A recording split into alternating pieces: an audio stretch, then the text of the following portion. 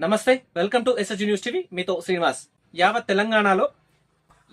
తెలంగాణ వ్యాప్తంగా drug mafia చాలా విజృంభిస్తా ఉంది. అయితే ఈ విజృంభణను ఎవరైతే మన సీఎం గారు ఉక్కుపాదం మోపి అనగదొక్కుతామని చెప్పేసి అన్నారు, కానీ ఇంతవరకు పట్టుకున్న వారిని 3 నెలలు జైల్లో పెట్టేసి విడుదల చేస్తా ఉన్నారు. ఓకే, చట్టం ఎవరికైనా ఒకేలాగుంటుంది, విడుదల చేయాల్సిందే. కానీ కఠినమైన చర్యలు తీసుకుంటే కదా అసలు ఈ వ్యాపారం తగ్గేది. తక్కువ పెట్టుబడిలో అధిక లాభం సంపాదించి మేము పెద్ద స్థాయికి వెళ్ళిపోదామని చెప్పేసి అనుకుంటా ఉన్నారు కొంతమంది. ఇప్పుడు యువకులు కూడా ఆ కోవలోకి చేరిపోయినరు. అంటే మత్తుకు బానిసైతున్నారు యువత.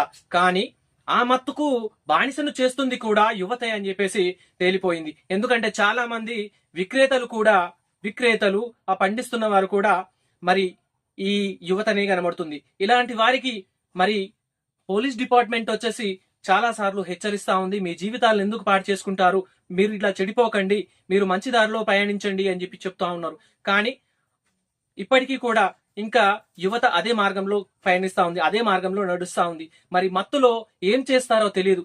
మత్తు తీసుకున్న వాళ్ళు ఆ మత్తులో ఏం చేస్తారో తెలియదు, మానభంగాలు చేసేది తెలియదు, మర్డర్లు చేసేది తెలియదు, ఏం చేసేది తెలియదు, అంటే దోపిడీలు చేసేది కూడా తెలియదు. అలాంటి దాన్ని మరి అరికట్టాల్సింది పోలీస్ వ్యవస్థ మాత్రమే. కాబట్టి పోలీస్ వ్యవస్థ నిర్కర్కశంగా మరి వ్యవహరిస్తేనే బాగుంటది అని చెప్పేసి మనం ఇక్కడ చెప్పుకోవచ్చు. ఎందుకు అనంటే ముందున్న తరం అంతా కూడా మరి జంజీ వ్యవస్థ.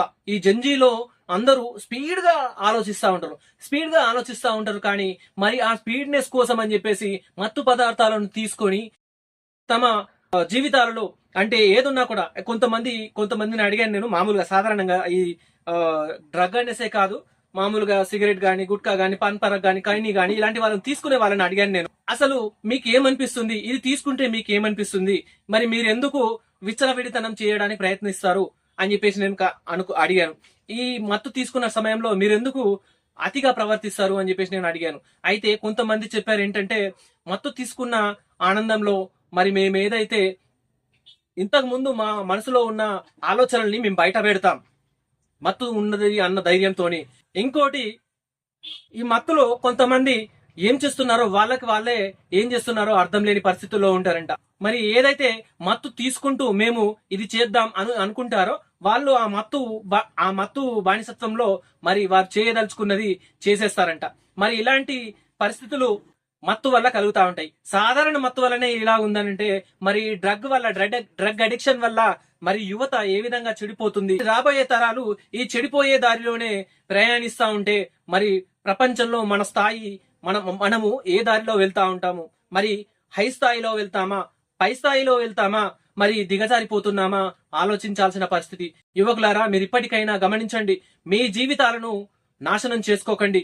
మరి మీ జీవితాలను చదువుకుంటున్న వారు కూడా మరి మత్తులకు అడిక్ట్ అయిపోతా ఉన్నారు. ఇంకా కొంతమంది అయితే వ్యాపారులు ఏం చేస్తున్నారంటే, మరి నేను అక్కడక్కడ వింటా ఉన్నాను, కొద్దిమంది రాజకీయ నాయకుల ద్వారా విన్నాను ఏంటంటే, చాక్లెట్ల ద్వారా, ఐస్ క్రీంల ద్వారా మరి పిల్లలకు మత్తును బానిసలుగా చేసి మరి వాళ్ళ వ్యాపారం కొనసాగించుకుంటే వాళ్ళు డబ్బును దండుకొని వీళ్ళను బానిసలుగా తయారు చేసి వాళ్ళకు అవసరం ఉన్న విధంగా, అంటే వ్యాపారులకు అవసరమైన విధంగా వాళ్ళను మలుచుకుని మరి వాళ్ళు డబ్బులను దండుకొని వాళ్ళు జలసాలకు పాల్పడుతున్నారు అని చెప్పేసి తెలిసింది. మరి ఇలాంటి వాటిని అడ్డుకట్ట వేయాల్సిన బాధ్యత మన ప్రభుత్వంది. కాబట్టి ప్రభుత్వం మరి త్వరగా దీనిపైన చర్యలు తీసుకోవాలని కోరుతూ మరి చూస్తా ఉండండి ఎస్ఎస్జి న్యూస్ టీవీ.